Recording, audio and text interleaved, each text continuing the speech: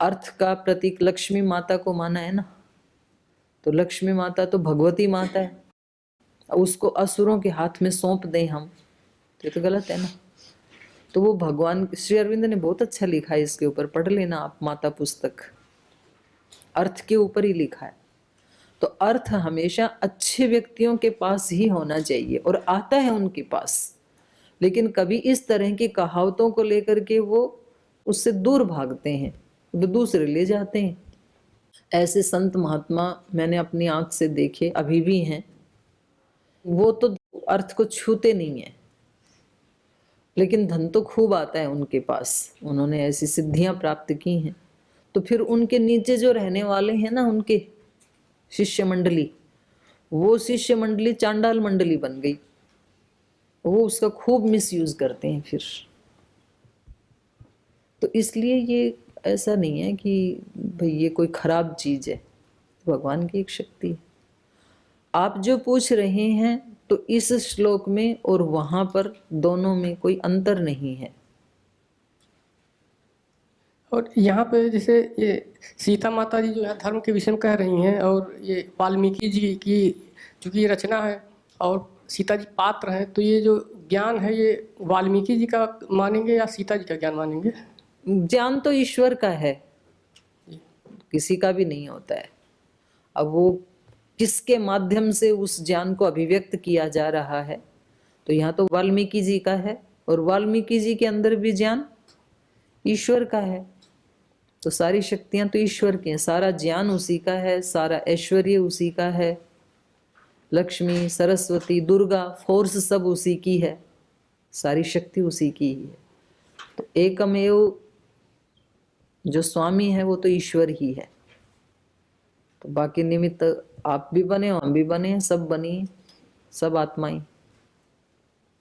और बोलो जी, प्रकाश देव जी। ओम दीदी जी प्रणाम। मेरा क्वेश्चन सांख्य दर्शन से था कि जैसे सांख्य दर्शन में 25 तत्वों का वर्णन है, तो वो सृष्टि का वर्णन है या शरीर का वर्णन है उसमें? दोनों का है। तो जैसे उसमें मन बुद्धि, सृष्टि का ही मॉडल है शरीर तो उसमें जैसे सृष्टि की उत्पत्ति मानेंगे तो मन बुद्धि अहंकार ज्ञानेंद्रिया कर्मेंद्रिया सृष्टि की भी होती हैं क्या? प्रकृति की भी ज्ञानेंद्रिया कर्मेंद्रिया होती हैं क्या? अच्छा, इसमें ब्रह्मांड में, ये तो आपने एक दिन पहले भी पूछा था और मैंने बताया भी था, तो आप भूल गए। आपने कहा था ब्रह्मांड की इंद्रियां कौन सी हैं। हाँ, इसमें ऐसे स्वाध्याय कर रहे थे तो उसमें फिर अब इंद्रियों का मन बुद्धि अहंकार के जैसे अलग अलग गुण बता रखे हैं, बुद्धि का अध्यवसाय करना। आप जो संध्या में मंत्रों का उच्चारण करते हैं, प्राची दिगग्नि रधिपति रसितो रक्षिता, ऐसे पूरा आप चक्कर लगाते हैं नीचे ऊपर 6 दिशाओं में, तो वहां अलग अलग शक्तियां काम नहीं कर रही हैं क्या? जिनको आप प्रणाम कर रहे हो, तेभ्यो नमः अधिपतिभ्यो नमः रक्षित, वो रक्षा कर रही हैं हमारी। तो जैसे शरीर में हमारी इंद्रियां हमारी रक्षा कर रही हैं, ऐसे इस ब्रह्मांड में भी सूक्ष्म शक्तियां रक्षा कर रही हैं इस ब्रह्मांड की। रीत नियम तभी तो चल रहे हैं, ऐसे थोड़ी चल रहे हैं। हर समय पे ऋतु का परिवर्तन, मौसम का परिवर्तन, ठीक समय पे फसलों का उगना, बीजों का पकना, फलित होना, पुष्पित होना, ये सारी क्या है? शक्तियां ही तो हैं। तो ये इंद्रियों का काम कर रही हैं ब्रह्मांड में। जैसे शरीर में इंद्रियां काम कर रही हैं शक्ति के रूप में, ऐसे ब्रह्मांड में ये शक्तियां काम कर रही हैं सूक्ष्म रूप से। जिस सांख्य का एक सूत्र भी है, इसमें तो वेद में तो समझाया भी है, ये पृथ्वी ईश्वर के पैर हैं, अंतरिक्ष उसका धड़ है, द्युलोक उसका सिर है, ऐसे तो समझाया है ना। जब उसका पूरा शरीर ही वहां पे बता दिया, तो फिर जो सूक्ष्म रूप से काम कर रही हैं वो इंद्रियां हैं। फिर जैसे अपने यहाँ इंद्रियां काम करती हैं, ऐसे ब्रह्मांड में भी इंद्रियां काम कर रही हैं, उनकी शक्तियां काम कर रही हैं ईश्वर की। प्रकृति को भी फिर सुख दुख आदि अनुभव होते हैं, ऐसा माने। उन शक्तियों को तो अच्छा बुरा लगता है, इसलिए वो दंडित करती है ना।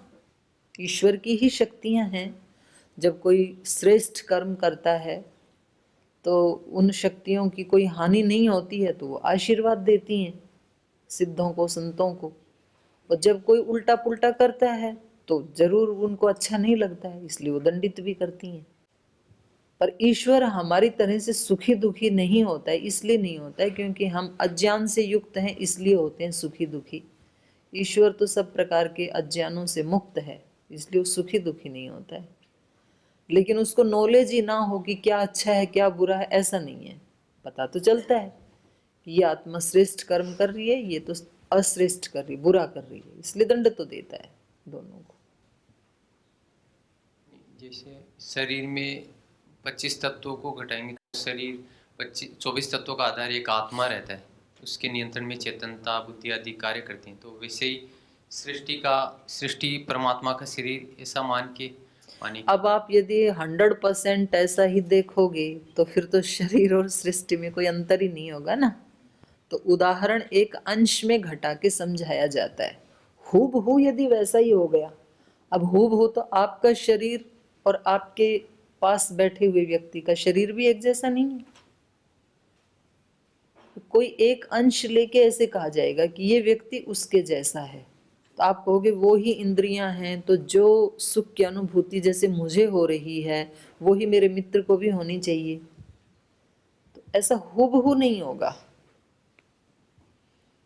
लेकिन इस हमारे शरीर के अतिरिक्त और इस ब्रह्मांड में कोई शक्ति है ही नहीं, ऐसा सोचना तो बहुत ही बड़ा ज्ञान होगा। उतना ही सूक्ष्म जगत है जितना ये स्थूल जगत है। अब स्थूल जगत में शक्तियों का जितनी वैविध्य है, जितनी विविधता है, उतनी ही सूक्ष्म में भी है। स्थूल जगत में जैसे एक मर्यादा बना रखी है, भाई एक जिले में जो कलेक्टर है या डीएम है तो उसके निर्देशन में फिर बहुत सारे डिपार्टमेंट सेवा करेंगे, ऐसे सूक्ष्म जगत में भी होता है। जितना हमने उस सूक्ष्म जगत के प्रामाणिक पुरुषों से सुना तो वो जो वहां भी मर्यादाएं होती हैं, ऐसा नहीं है।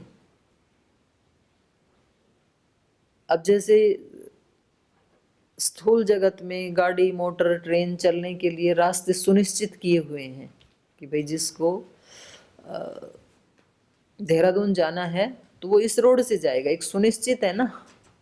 ऐसे ही आकाश में भी रोड बने हुए हैं, वायुयान के लिए रास्ते पथ तय हैं। तो पहले हमें लगता था वहां तो क्या जरूरत है, कोई किधर से भी चला जाए, तो ऐसे नहीं होता है। तो सूक्ष्म जगत में भी मर्यादाएं हैं, वहां पर भी अनुभूतियां हैं। ठीक है। जैसे रामानुजाचार्य जी ने वेदांत दर्शन के बारे में या वेदांत दर्शन में उन्होंने लिखा तो कि जैसे ब्रह्म ईश्वर की ये जीवात्मा शरीर है उसी का, और चित्त अचित्त बताया जो जड़ को उन्होंने जी क्या बताया, ब्रह्म की कई अंश बताया, मतलब ब्रह्म के दोनों अंश है, चित्त अचित्त। उसमें मतलब जैसे शरीर में जीवात्मा है वैसे ही ब्रह्मांड में ब्रह्म की प्रकृति है पूरी, उसी का अंश है। उसी ये शरीर में काम करती हैं इंद्रिय आदि, वैसे ब्रह्मांड में ब्रह्म में वही संबंध ब्रह्म का। तो मैं यही कह रही हूँ कि वहां पर जो रामानुजाचार्य जी जो समझाना चाह रहे हैं तो वो कुछ तो साम्य दिखा के ही तो समझाएंगे। अब समझाने का तरीका हर व्यक्ति का अलग अलग है, पर आप हूबहू उनके शब्दों को पकड़ के वैसे ही देखने लगोगे तो फिर ये गलत हो जाएगा। कि जैसे शरीर में हमारी एक आत्मा है, ऐसे सृष्टि में जो प्रकृति है वो ईश्वर की आत्मा है। अब वो कुछ समझाने के लिए उन्होंने पता नहीं जो भी लिखा होगा, जो आप बोल रहे हो उसको मैं सुन के बोल रही हूँ। प्रकृति की आत्मा फिर ब्रह्म हो गया, मतलब जैसे अपनी शरीर की आत्मा जीवात्मा हो गई। ठीक है, जैसे ये पिंड है इसमें एक चेतन आत्मा है, ऐसे ये सारी जो सृष्टि है ये एक शरीर है और उसमें ब्रह्म आत्मा है।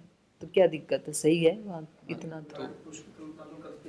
हाँ कल्पना तो की जाती है इसमें था जैसे अपने शरीर में 5 इंद्रियां कर्मेंद्रियां। अब आप यहाँ यूं कहोगे कि जैसे हमारे शरीर में तो नाखून भी हैं, तो बाहर की सृष्टि के नाखून कौन से हैं, तो फिर वो कल्पना करनी पड़ेगी आपको। तो फिर आपको बताया जाएगा सारे पर्वत नाखून ही हैं। फिर आप बोलोगे सारे हमारे लोम हैं, तो वहां लोम कौन से हैं, तो कहेंगे घास फूस प्रकृति सब लोम है। तो ऐसे तो कल्पना तो करनी पड़ेगी ना। अब आप कहोगे हमारे नाखून तो बढ़ जाते हैं तो हम काट देते हैं, तो वो किससे काटते हैं? वहां पर नेल कटर कौन सा है? तो बस एक अंश में कुछ चीजें जो गूढ़ रहस्य को लिए हुए हैं, तो जो आचार्य गण हैं, बड़े विद्वान हैं, जिन्होंने साक्षात्कार किया है, तो वो हमें वहां तक पहुंचाने के लिए इन उदाहरणों का, साम्य का सहारा लेके हमें वो बताना चाहते हैं। अब एक ही बात को आप अलग अलग पढ़ोगे तो आप अपने ढंग से बताएंगे। अब आप उपनिषद पढ़ोगे तो उपनिषद का आचार्य कहेगा यथा पिंडे तथा ब्रह्मांडे। वेद को पढ़ोगे तो फिर वो सहस्र शीर्षा पुरुष अलग ढंग से बताएगा। एकम सत्यम सद विप्रा वदंती। हो गया? और है? बोलो। इसमें ये था जैसे अब सांख्य ऋषि ने जैसे 25 तत्वों का वर्णन किया, तो जैसे उन्होंने फिर अनुमान के आधार पे किया है, तो 25 तत्व शरीर में घटाएंगे तब तो घट जाए, तो उस दृष्टि से 25 तत्व फिर प्रकृति के भी मानेंगे कि मूल तत्व उन्होंने नहीं, मूल क्या कह प्रकृति रहे से। हो आप? मतलब आप शरीर को प्रकृति से अलग देख रहे हो कि प्रकृति अलग और हमारा शरीर अलग, ऐसे? नहीं, वो जैसे 25 तत्व 24 तत्व 25 तत्व शरीर में है आत्मा अरे से। शरीर और प्रकृति अलग नहीं है मेरे भाई। हाँ नहीं, इसलिए मैं कह रहा हूँ कि जैसे अहंकार बुद्धि मन आदि प्रकृति के भी होंगे उस प्रकृति अलग नहीं, आप ही प्रकृति हो। जिसको आप अपने आप को अलग हटा रहे हो, प्रकृति किसको कह रहे हो आप? नदी को, पहाड़ को? जो गुणात्मक जो तो गलत है ना आपको ऐसे सोचना। प्रकृति का मतलब आप ही प्रकृति हो। आप अपने आप को प्रकृति से अलग कैसे कर सकते हो? आत्मा तो अलग है, वो तो पुरुष है। बाकी ये जितने भी शरीर, ये सारी प्रकृति ही बैठी है यहाँ पे। तो आप घटाओ 25 तत्व, इन सारी प्रकृतियों में घटते हैं कि नहीं घटते हैं? घटते हैं। हाँ, इनमें तो समय घट रहे हैं तो जगत। यही प्रकृति है। आपने प्रकृति किसको मान रखा है?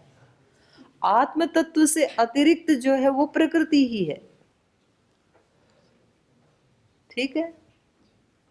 वो ऐसे जैसे तो ऐसे करते हैं, मैं अलग से दर्शन वाले में आपसे चर्चा कर लूंगी क्योंकि फिर ज्यादा टाइम लग जाएगा नहीं तो इसमें। इसी में था जैसे 25 तत्वों का उत्पत्ति क्रम है, वैसे ही फिर लय होता है तब भी एक क्रम से ही होता है क्या? हाँ ऐसे ही होता है। पंचभूत सूक्ष्म भूत में लीन होते हैं, फिर सूक्ष्म भूत अहंकार में, फिर अहंकार महातत्व में, फिर महतत्व मूल प्रकृति में। वो ही महाप्रलय है। महाप्रलय के बाद सृष्टि होती है।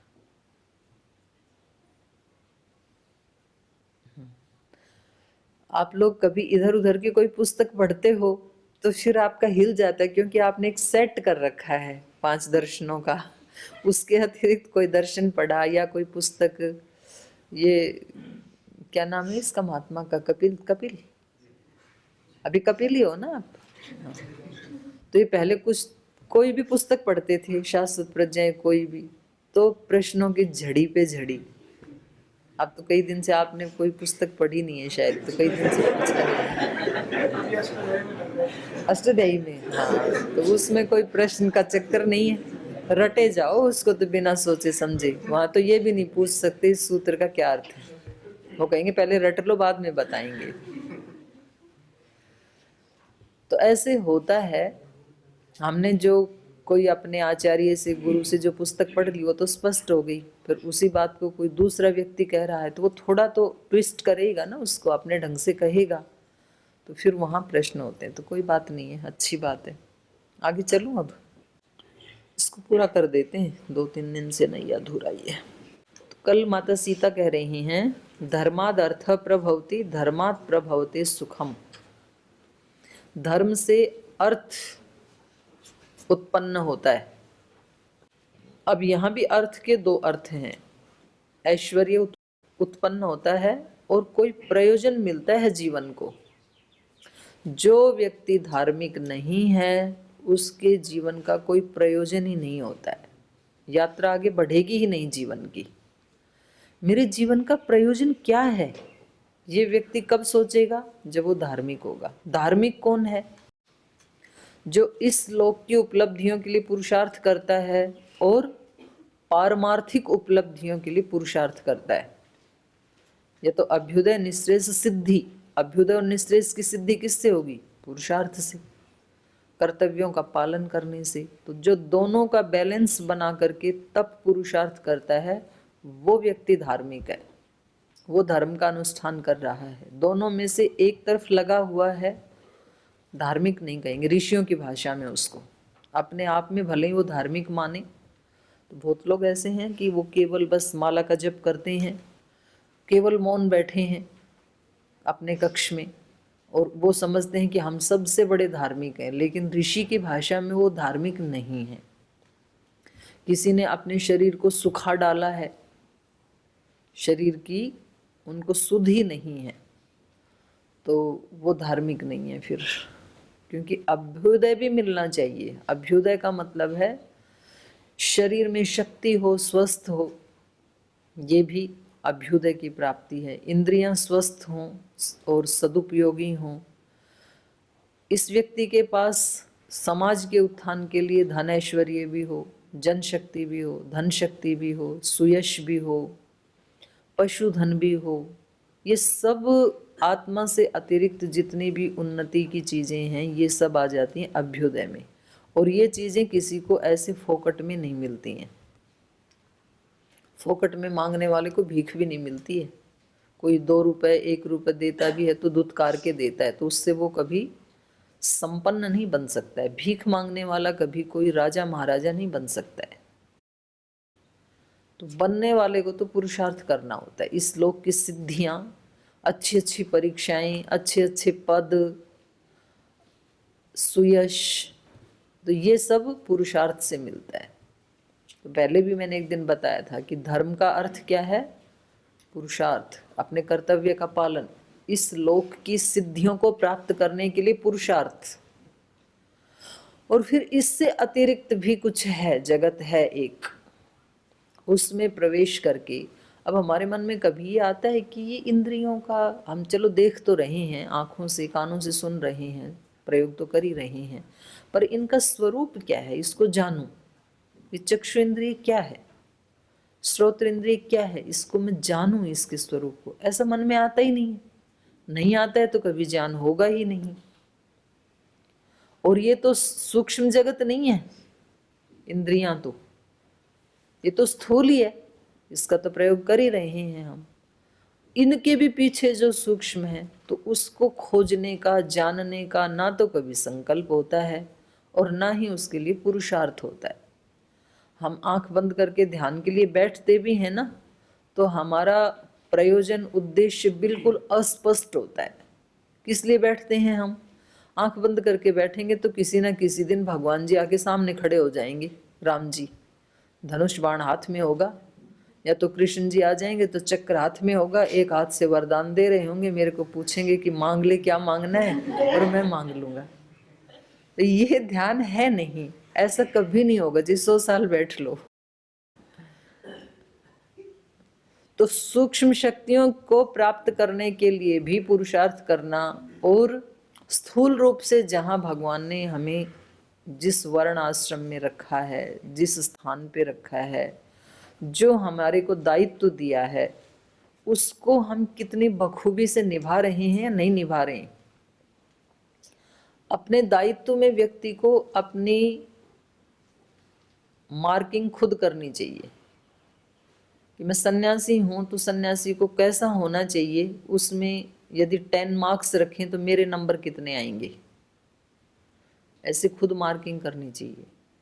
मैं ब्रह्मचारी हूँ, छात्र हूँ, शिष्य हूँ, तो अच्छे शिष्य को कैसा होना चाहिए, अच्छे छात्र को कैसा होना चाहिए, उसमें मेरे कितने नंबर आते हैं और कहाँ नंबर कट रहे हैं, 10 में से 10 क्यों नहीं आ रहे हैं, तो पता लगेगा कि मैं याद नहीं करता हूँ इसलिए नहीं आ रहे हैं।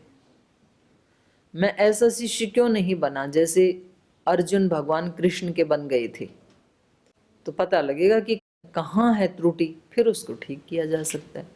तो दोनों के लिए जो पुरुषार्थ करेगा अभ्युदय और निःश्रेयस के लिए, वो व्यक्ति धार्मिक है। और उस धर्म से जब ऐसा धार्मिक आचरण होगा व्यक्ति का, तब उसको पता लगेगा कि इस जीवन का प्रयोजन क्या है। उससे पहले प्रयोजन नहीं। आप किसी भी स्कूल में पूछ लो जा करके विद्यार्थियों से, भाई तुम स्कूल में पढ़ने क्यों आ गए? बोले घर वालों ने नाम लिखा दिया इसलिए आ गए। घर वालों ने क्यों लिखाया? बोले सबके घर वाले लिखाते ही आए हैं आज तक, अपने बच्चों को स्कूल में भेजते आए हैं, इसलिए हमारे माँ बाप ने भी भेज दिया, इसलिए हम भी आ गए। ये सब्जेक्ट क्यों पढ़ रहे हो आप? तो बोलते साथियों ने कहा हिस्ट्री अच्छी होती है, ज्योग्राफी अच्छी होती है, इसलिए पढ़ रहे हैं। यहाँ के पूछे तो अष्टाध्यायी क्यों पढ़ रहे हो? बोल जी यहाँ का नियम ही यही है, आते हाथ में यही पकड़ा दी, अब हमें तो पता नहीं क्यों पढ़ रहे हैं और कोई चारा ही नहीं है। भाई तुम दर्शन क्यों पढ़ रहे हो? बोल जी हमें तो पता नहीं, यहाँ 2 ही वर्ग थे तो एक तो ज्वाइन करना ही था, अष्टाध्यायी तो याद हुई नहीं, तो एक ही ऑप्शन बचा, फिर तो क्या करें। प्रयोजन नहीं होता है व्यक्ति के जीवन का जब तक वो धर्म का आचरण नहीं करेगा। ये श्लोक हम ऐसे फटाफट तो पढ़ सकते हैं, एक दिन में हम सैकड़ों श्लोक का भी अर्थ कर सकते हैं, पर यदि हम इसकी गहराई में जाने लगेंगे तो एक शब्द भी बहुत गहरा है, धर्माद अर्थ। ये तो हमने पढ़ ही लिया था कल भी ये श्लोक। तो यहाँ कहना क्या चाह रही हैं, उनकी जो चेतना है माता सीता की, उस दृष्टि से जब सोचेंगे तो फिर बड़े गहरे अर्थ हैं। तो उस धर्म से अर्थ, जीवन को प्रयोजन मिलता है और जीवन को ऐश्वर्य मिलता है। नहीं तो हम तो बेचारे ऐसे हैं, अब कई बार संकेत में पूज्य गुरुदेव हमें कई बार बता देते हैं कि जब आप चेतना के उस स्तर पे पहुंचोगे ना, ऋषि चेतना, गुरु चेतना, भागवत चेतना, तब आपको एहसास होगा कि जीवन तो यही है। और उससे पहले कोई व्यक्ति कोई खाने में, पीने में, भोगों में जो आसक्त है तो पता लगेगा कि वो तो, मतलब मेरे को वो शब्द बोलना नहीं चाहिए, जो गंदगी खाने वाला प्राणी है ना, उस स्तर पे जी रहे हैं हम। ये तो गंदगी है, उसको हम अमृत समझे बैठे हैं क्योंकि हमने धर्म का आचरण नहीं किया। धर्म का आचरण करते व्यक्ति के जीवन को एक प्रयोजन मिल जाता है और एक सुख की उत्पत्ति होती है। तब पता लगता है कि वास्तव में ही मनुष्य जीवन का प्रयोजन तो ये था, मैंने इतने वर्ष कहाँ बिता दिए। प्रज्ञा प्रसादम आरुह्य अशोच्य शोचती जनान, क्या है ऐसे ही है ना, अशोच्य शोचतो जनान। प्रज्ञा के प्रसाद पे आरूढ़ होकर के जो योगी है वो उनको देखता है कि ये बेचारे कैसे, देखो कितने कृपा के पात्र हैं, करुणा के पात्र हैं, क्यों नहीं ये भी मेरी तरह से इस प्रज्ञा के प्रसाद पे चढ़ जाते हैं, ऐसे उसको लगता है योगी को। आप थोड़ा भी धर्म का आचरण करते हैं ना तो आपसे नीचे वाले जो लोग हैं आपको फिर उन पे दया आती है। आपको लगता है कि देखो ये बेचारे कितने दुखी हो रहे हैं, तो क्यों नहीं ये धर्म का आचरण कर लेते, क्यों नहीं ये हमारी तरह से जी लेते, कितना सुख मिलेगा, ऐसे आपको लगता है। फिर हमारे से भी ऊपर जो योगी हैं उनको हमारे ऊपर करुणा आती है, ये गुरुकुल में आ गए, सन्यासी बन गए, इतने अच्छे गुरु मिल गए, ये क्यों यहाँ उलझे हुए हैं, क्यों नहीं ये उनकी तरह से जीते हैं, अपने गुरु की तरह से।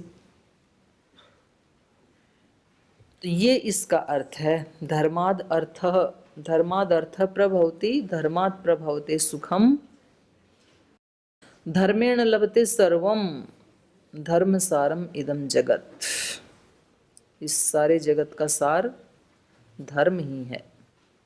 नित्यम शुचि मति सौम्य चर धर्मम तपोवने, इसलिए अपने पति से कह रही हैं माता सीता, हे सौम्य नित्यम शुचिमति, यहाँ वन में आकर के हमें किसी को दंड देने की, असुरों को मारने की ऐसे नहीं सोचना चाहिए, बल्कि शुचिमति के साथ रहें, पवित्र भाव के साथ हम यहाँ पर रहें। और तपोवने धर्मम चर, धर्म का ही हम आचरण करें यहाँ पर। यद्यपि क्षत्रिय के लिए तो असुरों का विनाश करना धर्म ही है, लेकिन क्योंकि मुनि वेश में है ये, तो अब इस वेश में तप करना ही धर्म है इनके लिए। कपड़ों का भी तो अपना महत्व है, सन्यासी के कपड़े जिसने पहन लिए उसके अलग धर्म हो जाते हैं, फिर वो दूसरे व्यक्ति के साथ अपनी तुलना नहीं कर सकता है बाजू में बैठने वाले के साथ। तो ये ऐसे ही कह रही हैं, सर्वम ही विदितम तुभ्यम, आपको तो सब कुछ विदित ही है, क्योंकि त्रैलोक्यम अपि तत्वतः, तीनों लोकों में किस किस के क्या धर्म हैं, क्या कर्तव्य हैं, वो तत्वतः बिल्कुल वास्तविक रूप में आपको तो सारा पता ही है, मैं क्या समझाऊंगी। तो अपने को इस समय अपन जिस वेश में हैं वैसा आचरण करना चाहिए, माने तप करना चाहिए अपने को। और लास्ट में फिर जैसे हम यज्ञ में लास्ट में स्विष्टकृत आहुति देते हैं कि भाई कोई भूल चूक हुई हो तो क्षमा करना, तो फिर लास्ट में क्षमा मांग रही हैं अपनी बात कह करके। स्त्री चापलात हेतु उदाहृतम में, एतत् उदाहृतम में धर्मम च वक्तुम तव कह समर्थः। बोले मैं तो ये मातृ हृदय की एक चपलता के कारण, विफलता के कारण मैंने ये सब कह दिया, वास्तव में तो तव धर्मम वक्तुम कह समर्थः, धर्म के बारे में आपको बताने में कौन समर्थ है, अर्थात कोई भी नहीं है, क्योंकि आप तो धर्म के साक्षात विग्रह हैं। धर्म आपसे शुरू होता है, तो आपको धर्म के बारे में क्या बताएं। विचार्य बुद्ध्या तु सह अनुजेन, अपने अनुज के साथ बुद्धिपूर्वक विचार करके और तब आप यद रोचते तत्कुरु, जैसा आपको उचित लगे वैसा कीजिए। माँ अचिरेण, शीघ्रता से, इसमें विलंब ना करें। आप लक्ष्मण जी के साथ सलाह करके और अपनी भी बुद्धि से, शांतमति से एक बार सोच के देख लो, और फिर जैसा आपको उचित लगे वैसा कर लीजिए। मैंने अपनी भावनाओं को अभिव्यक्त कर दिया, ये सम्मान के कारण और प्रीति के कारण आपको मैंने स्मरण करवाया है। तो ये सर्ग यहीं संपन्न होता है, अगला सर्ग कल पढ़ेंगे। आज यहीं विराम लेते हैं।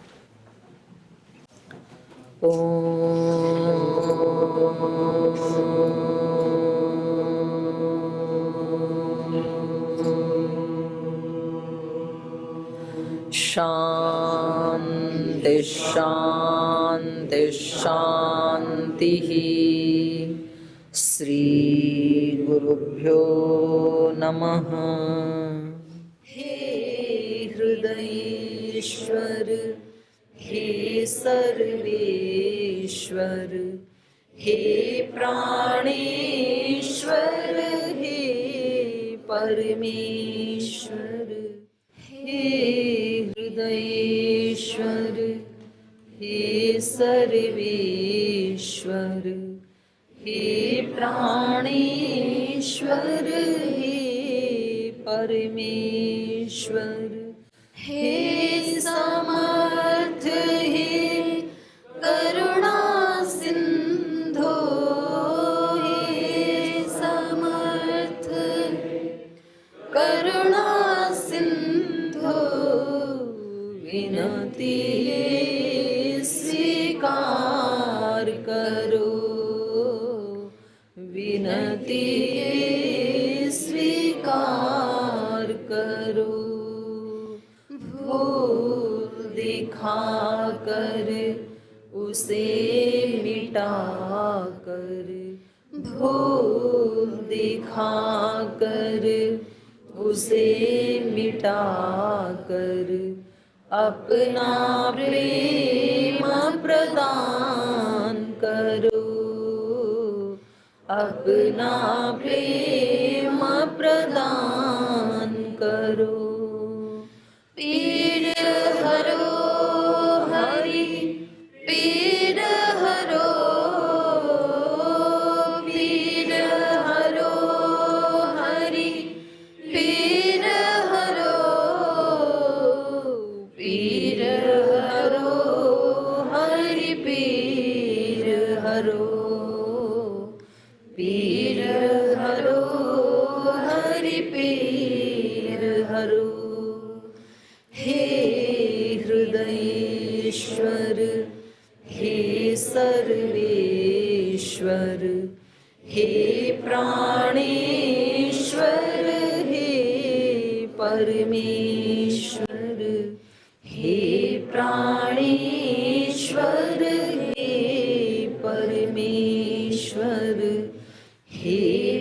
प्राणेश्वर हे परमेश्वर।